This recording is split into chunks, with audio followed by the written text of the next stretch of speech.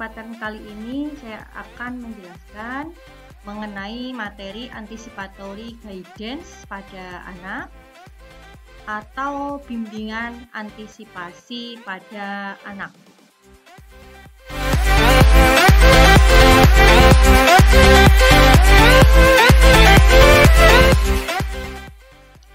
Sebagai seorang perawat, diharapkan mampu untuk memberikan bantuan kepada orang tua untuk bisa menstimulasi perkembangan anak serta meningkatkan kesehatan melalui upaya pertahanan nutrisi yang adekuat serta pencegahan terjadinya cedera pada anak sesuai dengan tahapan usia atau tugas perkembangan anak.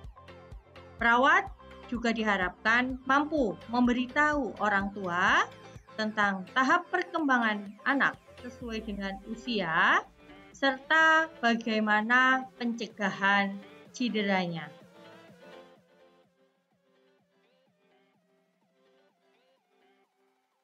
Cara pencegahan cedera atau kecelakaan pada anak ada 3, yaitu orang tua diharapkan mampu memahami tingkat atau tugas perkembangan serta perilaku anak yang normal serta abnormal sesuai dengan tahapan usia.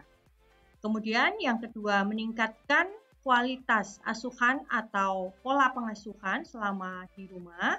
Serta yang ketiga adalah menciptakan lingkungan yang aman di rumah atau lingkungan bermain anak. Pada masa bayi, kecelakaan ataupun kejadian cedera yang sering terjadi pada masa ini atau usia 0 sampai dengan 1 tahun adalah aspirasi benda asing. Hal ini disebabkan karena fase oral yang masih dialami oleh masa bayi. Bayi nyaman atau lebih suka untuk memasukkan benda ke dalam mulutnya. Pada kondisi ini adalah kondisi yang normal pada bayi karena memasukkan benda ke dalam mulutnya atau memasukkan tangan ke dalam mulutnya adalah cara bayi untuk meningkatkan kenyamanan. Kemudian pada masa bayi, bayi juga belajar untuk atau mulai bisa untuk membalikkan badan, ya, tengkurap, kemudian kembali lagi terlentang, itu juga akan beresiko terjadi jatuh. Jatuh contohnya jatuh dari tempat tidur. Kemudian luka bakar juga bisa terjadi pada bayi, misalkan tersiram air panas. Ini juga bisa terjadi pada saat bayi akan mandi ataupun orang tua sedang menyiapkan minuman untuk bayi. Kemudian bisa terjadi keracunan dari benda yang dimasukkan ke dalam mulutnya, serta bisa juga kekurangan oksigen. Ya, atau yang bisa terjadi pada bayi misalkan selama menyusu ataupun digendong dengan posisi yang kurang tepat. Pada masa toddler pada usia 1 sampai dengan 3 tahun, kemampuan motorik kasar dan motorik halus semakin meningkat. Pada usia ini, anak pada umumnya sudah mulai bisa berjalan, melompat, berlari, kemudian naik tangga, dan naik sepeda roda 3. Selain itu, pada masa ini anak juga mempunyai rasa ingin tahu yang besar terhadap benda-benda atau barang di sekitarnya. Anak laki-laki biasanya bergerak lebih aktif. Namun, anak belum menyadari bagaimana upaya untuk melindungi dirinya dari bahaya. Sehingga pada masa ini pengawasan orang tua atau pengasuh masih sangat diperlukan pada saat anak bermain. Jenis kecelakaan yang umum terjadi pada anak usia toddler meliputi jatuh atau luka akibat mengendarai sepeda, kemudian bisa tenggelam ketika bermain di air ataupun kolam renang, keracunan atau terbakar. Terbakar di sini luka bakar bisa karena api, bisa juga karena air panas pada saat ibu menyiapkan air hangat untuk mandi. Tertabrak karena lari, mungkin mengejar bola atau balon di jalan atau karena bermain di jalan. Kemudian aspirasi benda asing atau tersedak. Yang lebih sering adalah tersedak makanan yang dia makan. Hal ini juga bisa terjadi ketika anak makan dalam kondisi berdiri ataupun sambil bermain, jalan ataupun berlari. Bahaya umum yang bisa terjadi pada anak adalah akibat lantai rumah yang licin ataupun basah, bisa terpeleset, kemudian adanya tangga di rumah, kemudian adanya tangga di sekolah, itu juga resiko terjadi cedera. Kemudian peralatan-peralatan makan dan minum yang terbuat dari kaca atau beling, kemudian obat-obat kimia, ya, bisa obat orang dewasa ataupun bahan-bahan kimia seperti alat pembersih lantai, kemudian sabun yang tersimpan di rumah, kemudian adanya sumur yang terbuka, kemudian adanya parit ataupun selokan di sekitar rumah, kemudian rumah yang berada di pinggir jalan, kompor dan alat memasak, listrik, dan stop kontak yang terbuka.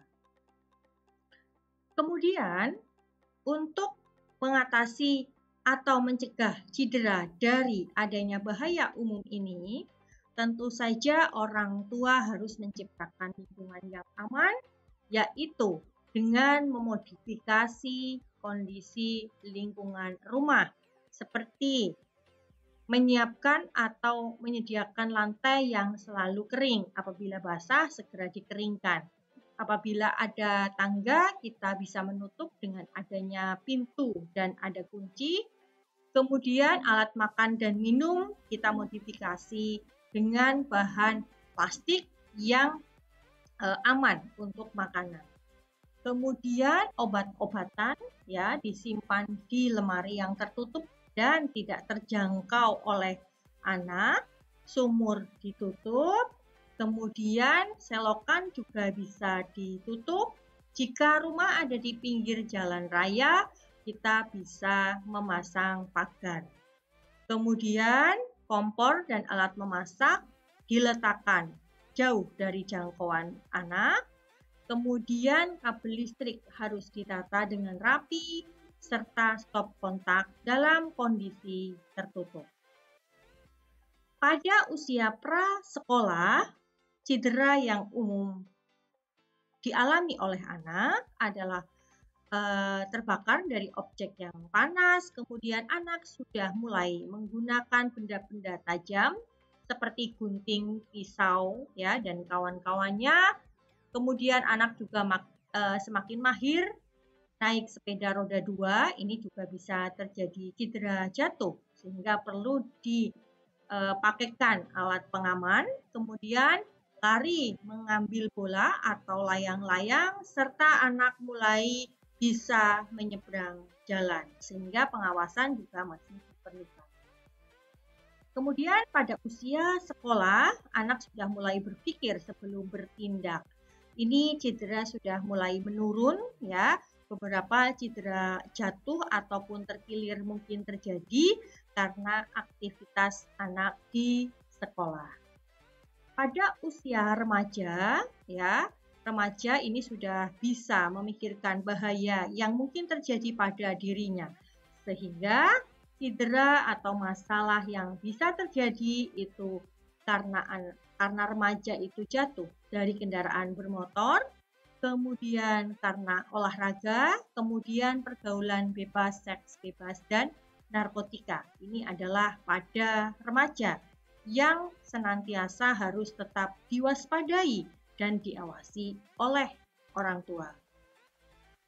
Kemudian ya, setelah orang tua bisa memodifikasi lingkungan dan memahami tugas perkembangan anak serta mencegah cedera, orang tua juga perlu memahami adanya sibling rivalry atau saudara kandung yang sikapnya seperti rival ataupun musuh. Hal ini kenapa bisa terjadi? Karena adanya kecemburuan ketika rentang usia anak yang lebih dari 1 itu terlalu dekat. Misalkan anak usia toddler sudah mendapatkan adik baru. Ya, toddler tidak marah atau benci pada bayi, tapi perlu adaptasi karena ada perubahan situasi di rumah ketika perhatian ibu terbagi, kebiasaan rutin di rumah berubah, bisa jadi bayi anak harus kehilangan tempat tidur. Sehingga perlu kesiapan toddler menerima saudara kandung. Bisa dipersiapkan, diperkenalkan sejak bayi dalam kandungan, ataupun ibu dan ayah berbagi peran dalam pengasuhan toddler dan bayi dan membagi perhatian yang sama kepada bayi dan toddler. Nah, toddler di sini ya. Selain itu, selama ibu atau ayah atau orang tua merawat bayi, libatkan toddler dalam perawatan bayi, seperti membantu mengambilkan peralatan-peralatan yang dibutuhkan oleh bayi. Hal ini wajar pada toddler ya, karena dia merasa ada saingan ataupun kebiasaan sehari-hari yang berubah setelah ada bayi. Orang tua juga perlu memahami situasi ini dan memahami cara untuk mengatasi atau meminimalkannya. Selain itu, yang perlu dipahami orang tua adalah mengajarkan anak toilet training, yaitu untuk buang air kecil dan buang air besar sesuai dengan tempatnya. Toilet training merupakan cara untuk melatih agar anak bisa mengontrol buang air kecil dan buang air besar sesuai dengan usia. Waktu yang tepat untuk mengajarkan toilet training adalah usia 1-3 tahun, sehingga toilet training bisa diajarkan mulai anak usia 1 tahun.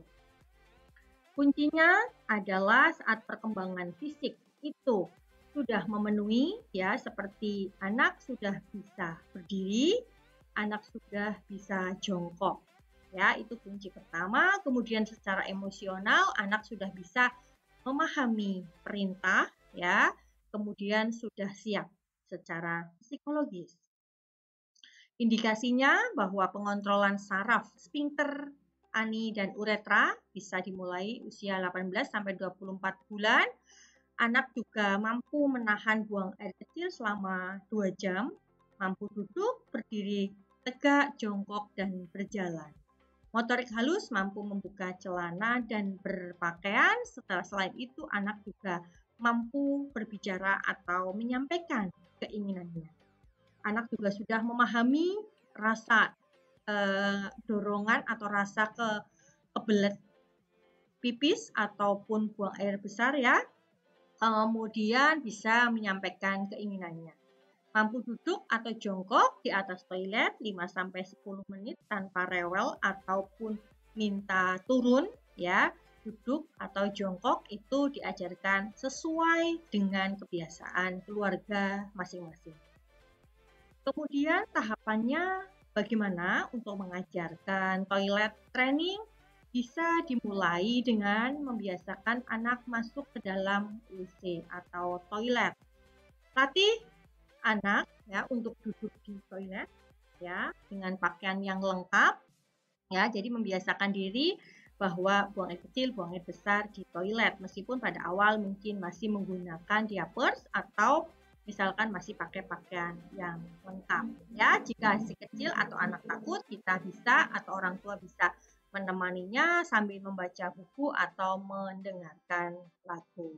Lakukan secara rutin, ya, secara rutin ketika bayi ada rasa ingin buang air atau perilakunya sudah menunjukkan seperti ingin buang air kecil ataupun buang air besar.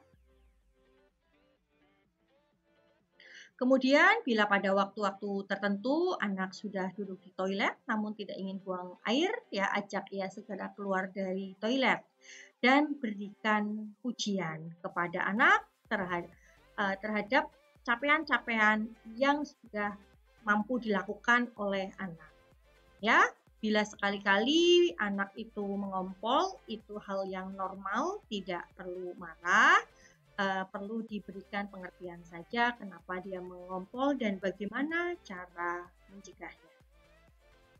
Beri pujian pada anak setiap keberhasilan yang dicapai oleh anak, kemudian berbicara pada anak, ya, seperti apa rasa ingin atau dorongan untuk buang air kecil dan buang air besar dan kenapa dan di tempat mana harus melakukan buang air kecil dan buang air besar. Orang tua juga harus mencontohkan buang air kecil dan buang air besar selalu di toilet. Biasakan anak tidak menggunakan diapers di rumah atau dari umur sedini mungkin sehingga anak akan belajar sensasi dorongan ingin buang air kecil dan buang air besar serta tidak nyaman apabila celananya basah, ya, atau ada kotorannya. Biasakan biasa juga dimulai dengan kloset atau potty toilet training untuk anak, ya, yang kecil. Seperti ini. Ini bisa digunakan pada usia bayi, ya, pada usia anak, ya, sesuaikan dengan kemampuan keluarga untuk membelinya dan pola buang air kecil dan buang air besar yang akan diajarkan oleh keluarga. Anak memiliki tanda-tanda khas ketika dia mau buang air kecil atau buang air besar. Nah, ini harapannya orang tua juga bisa memahami tanda-tanda atau perilaku anak ingin atau ada dorongan kebelet pipis ataupun kebelet buang air besar. Kemudian tunjukkan simpati, jangan menyalahkan anak saat anak masih mengompol, ini butuh kesabaran. Kemudian selain itu juga orang tua bisa menandai waktu-waktu anak kira-kira sudah waktunya buang air kecil ataupun buang air besar. Kemudian kalau bahasa Jawa ditatur pada waktu-waktu tertentu itu juga cukup membantu anak untuk belajar toilet training. Ya, demikian materi anticipatory guidance pada anak. Semoga bermanfaat. Wassalamualaikum warahmatullahi wabarakatuh.